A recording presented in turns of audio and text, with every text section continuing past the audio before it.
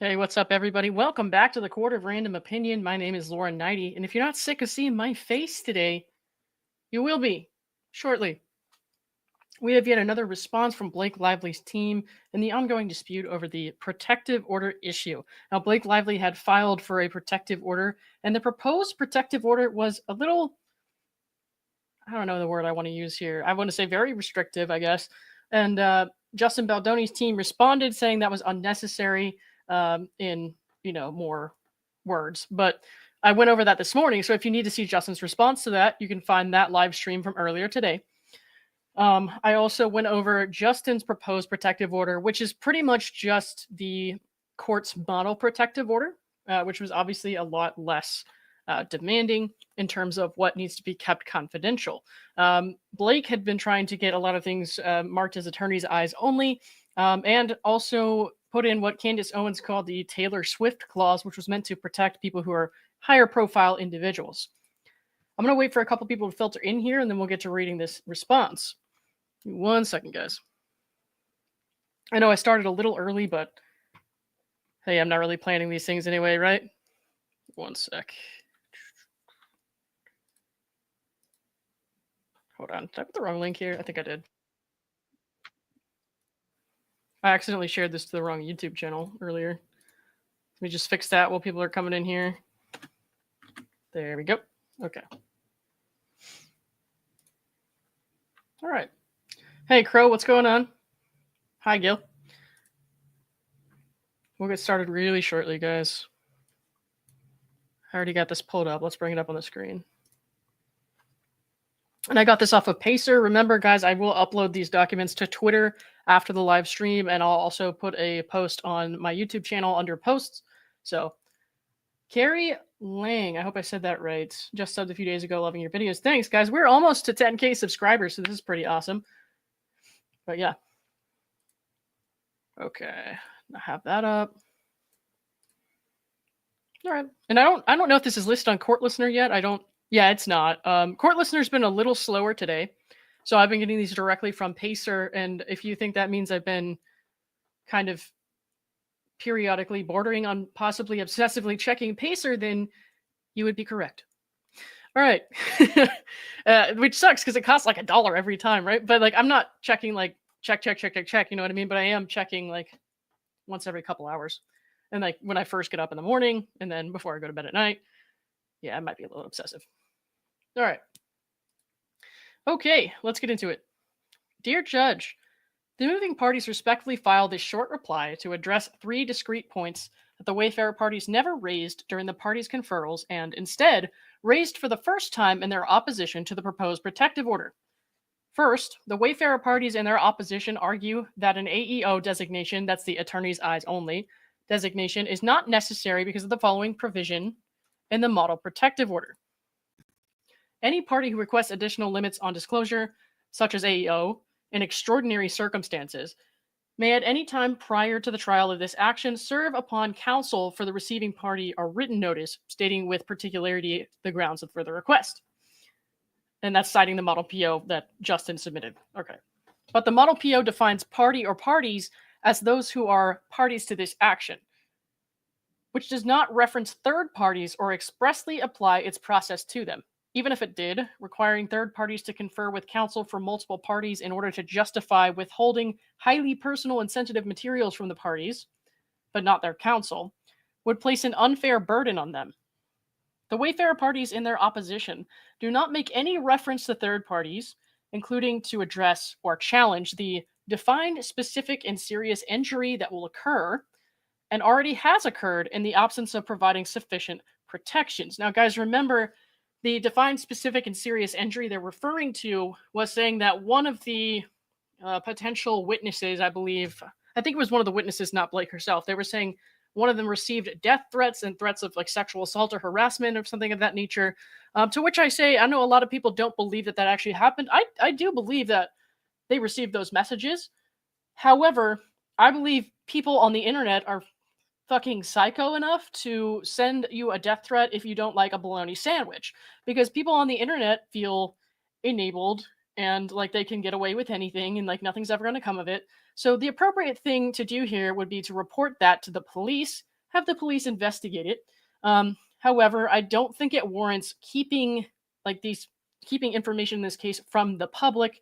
I don't think that's really going to make a difference. And this is just my opinion, because like whether or not you share some information, it's not going to make a crazy person less fucking crazy. All right. And no matter what you do, odds are overwhelmingly that the crazy person is not going to leave their mom's basement. So, I just don't think that that necessarily, in my opinion, warrants a strict protective order that keeps a lot of stuff out of the public eye. All right, let's continue reading. Compare opposition with motion ISO proposed PO at 2 to 3. The opposition ignores that the proposed PO would extend the right to designate materials as AEO to parties and third parties alike, some of whom already have faced online harassment, threats, and attempted intimidation. There's what we were talking about right there. Counsel for the Wayfarer parties recently publicly stated in an interview with TMZ that Wayfarer, Justin, and their representatives have no ill will nor vendetta against anyone who speaks up in any circumstance and have firsthand experience with and empathy for the struggles of going against incredibly powerful individuals in pursuit of the truth. I don't really see a problem with that, but okay. The moving parties, that's Blake, respectfully suggest that the Wayfarer parties can actualize those professed goals that facilitate the pursuit of the truth and to empower third parties, including victims of sexual harassment, to stand up to incredibly powerful individuals by providing third parties with a way to ensure that their personal and sensitive information is accessible only to attorneys who are bound by the rules and ethics of this court and the legal profession. See, no, that's not really how that works as a public court case. Unless there's a significant real danger, I don't really see why they would do that. Because even, the third parties or whatever, if they were involved, then that's part of the whole case. It could be a significant piece of the case. So, I don't really know what else to say. It's just how it goes sometimes. Like public court cases, people are able to find out all kinds of things, against the will of the people involved often. Like take the Laura Owens and Clayton Echard case, for example. People found out that Laura Owens had scammed multiple men with fake pregnancies before Clayton, and she thought that that was private or sealed record. It's not.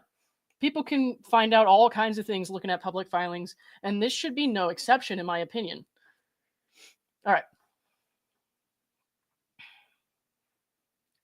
Given the unrebutted, defined, specific, and serious injury at stake, there is good cause to permit parties and third parties to rely on an AEO designation in the first instance, while allowing any party to object to any such designations as both the model and proposed PO contemplate.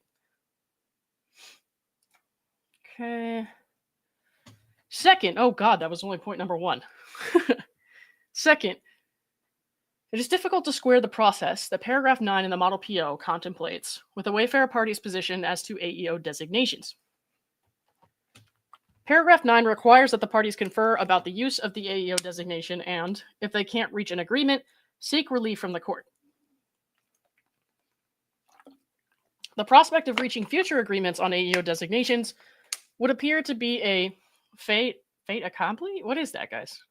I don't know. I'll look that up later. I'm not wasting time right now. Given the Wayfarer party's position that Ms. Lively lacks a good faith belief that there is any information that would violate her privacy rights because she has chosen to file a lawsuit detailing her so-called harassment. I mean, So they're saying their position is that she lacks a good faith belief that anything here is violating her privacy rights. Okay. Ms. Lively attempted to resolve her concerns about an unsafe work environment privately and directly with Mr. Baldoni, Mr. Heath, Wayfarer, and others, and only filed a legal complaint after the defendants launched the retaliatory smear campaign detailed in Ms. Lively's amended complaint. And again, guys, plenty of people have pointed out she got maybe a week or a month or something of bad press. It would have blown over.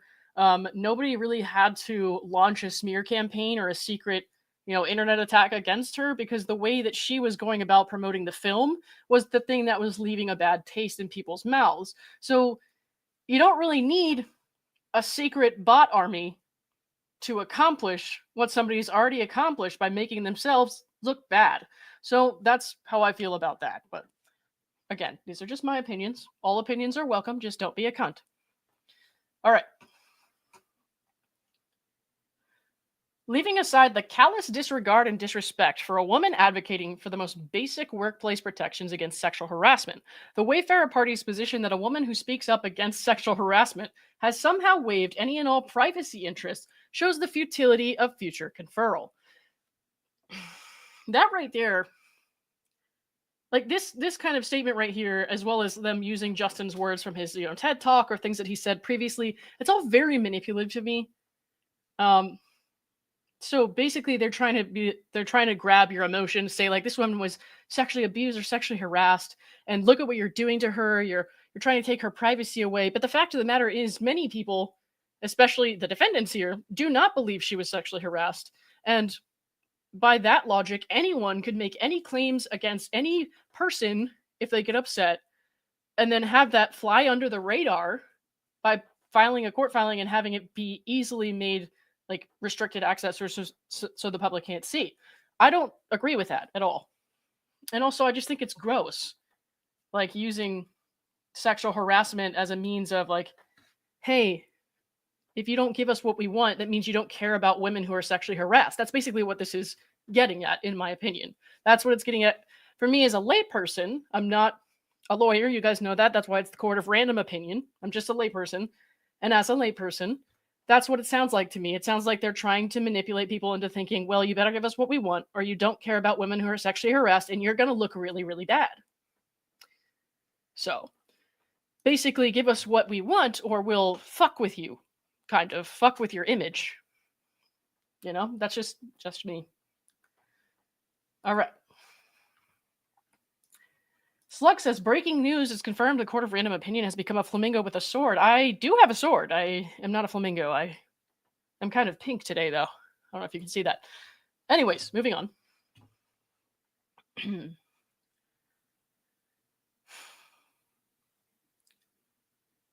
Leaving aside the callous disregard, blah, blah, okay.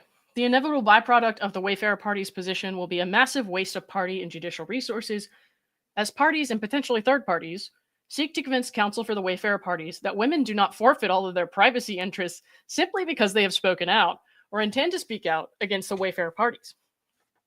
The Wayfarer Party's position that women who raise sexual harassment claims waive any privacy rights has no legal support. I'm trying not to hiccup right now. And indeed is directly contrary to the cases cited in the motion ISO proposed PO, and which the opposition does not address or challenge. Third, in an argument that appears to have been included with a different audience in mind. So these people are writing this accusing Justin and Justin's team, the Wayfarer Parties, of basically writing this for the public or for the media and not actually giving a damn about sending a message to the court. So, ick. Okay. The Wayfarer Parties opened their opposition by bashing Miss Lively and Mr. Reynolds for requesting the entry of a protective order to shield from public view documents and information exchanged herein. Okay, so we did read, like I said, this document that they're talking about. We read it this morning, and I don't recall anything that was really bashing. I don't know. I'll have to go over it again and see what I think about that. If you're watching this, put in the comments below. Do you think that the filing earlier this morning, the response to Blake's proposed protective order was actually like bashing Blake and Ryan personally? Okay. The entry of protective order to shield from public view documents and information exchanged herein. Unsurprisingly, the Wayfarer Parties failed to mention that all parties, including the Wayfarer Parties, agreed that the court should enter a protective order to shield from public view certain documents and information exchanged in the course of discovery, as is standard and expected in even the most mundane civil litigation. The model protective order, which the Wayfarer Parties themselves have moved the court to enter, is predicated on their admitting that discovery in this case will involve confidential documents or information the public disclosure of which will cause harm to the producing person and or third party to whom a duty of confidentiality is owed, and to protect against injury caused by dissemination of confidential documents and information. Let's think about this. So the model PO, this is the court's model protective order, is what Justin and the Wayfarer parties have entered and said that they want in place. It's predicated on their admitting that discovery will involve confidential documents. Okay. Okay. I don't think anybody's saying that nothing can be confidential here. So I don't really get it. But if there are any lawyers in the chat, please explain. Presumably, the Wayfarer parties have requested the entry of such an order because they intend to take advantage of its provisions. Well then, certain online content creators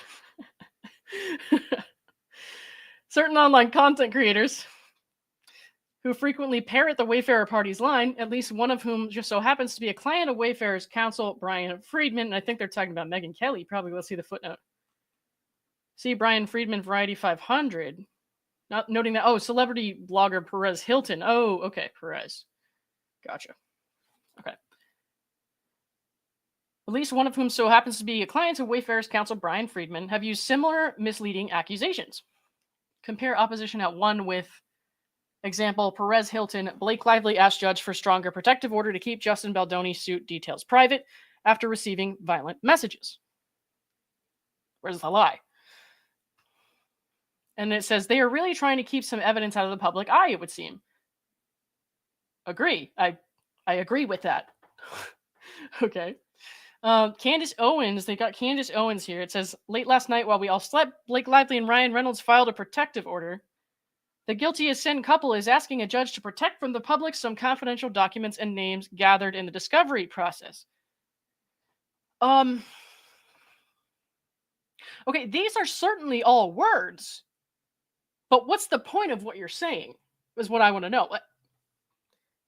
I don't really see anything that would lead anyone to believe that that opinion or what these people wrote here is overwhelmingly absolutely wrong. I mean, it's just speculation, which people are allowed to do. Predictably, media outlets picked up the same narrative. See Seamus Duff, Blake Lively seeking stronger protective order over violent messages amid Justin Baldoni case. Again, where's the lie? And here's another one from Mirror UK. Okay. Her lawyer urged that some details of the case should be restricted to attorneys' eyes only in order to limit the amount of shock headlines being generated by the case. And again, what's your point? The travels of the mischaracterization embraced by the opposition through this manufactured echo chamber by itself provides ample justification for a protective order that establishes adequate protections for third-party privacy interests. Somebody says, her team thinks we're stupid and it's pissing me off. Wow, yeah. It kind of seems that way, doesn't it? Catherine George, thank you for the $15. I appreciate you. I don't know if you meant to put a message there or not. Let me see. I don't want to skip over your chat if you were trying to do that. If not, that's okay. Yeah, I don't see a message that came with that, but hopefully I didn't miss anything. Oh man, Omar and Lauren are on at the same time. Oh, is Omar on right now? I have no idea. Is Omar going over this? You guys know my friend Omar, the tilted lawyer, who stayed up to the middle of the night, almost to dawn on the East Coast, going over that Blake Lively amended complaint with me. We were the first to break it that night. My friend Bruce also joined us. I don't know what Bruce is up to today, but let's see if Omar is actually on right now. Let me put that to subs only, by the way. Okay. Oh, he is, isn't he? So Omar is actually talking about that other case that I mentioned, the Laura Owens versus Clayton Echard case, where Laura Owens has apparently, for over a decade, gotten away with scamming men with fake pregnancy cons and trying to get them to sign dating contracts where they agree basically to date her for a period of time, and then she won't, and then she will have an abortion. And she says if they don't stay with her, then she won't have an abortion. So it's like emotional blackmail on crack. It's terrible, guys. But if you want to hear any more about that, you should ask my buddy Omar, who I'm actually going to send you to now that we're done with this stream. Hang on, let me make sure we got to the end of this. Yep. Okay, and it says, for the reasons articulated in the motion ISO proposed PO, which the Wayfarer parties largely failed to address and therefore concede, good cause exists to adopt the proposed protective order. Yep, that's about it, guys. All right, I'm going to send you over to my buddy Omar. Please tell him Lauren sent you, and make this a bacon bot army invasion. If you were here when I raided my friend Dave Neal, you know what that means. If you want to be a bacon bot, go over there, send emojis, the bacon and the robot. I just want you to overwhelm his chat with bacon emojis. All right, guys. And I will see you over there. Hang on. It's going to automatically redirect you to Omar's stream now. Thanks very much, everybody. And I will see you very soon.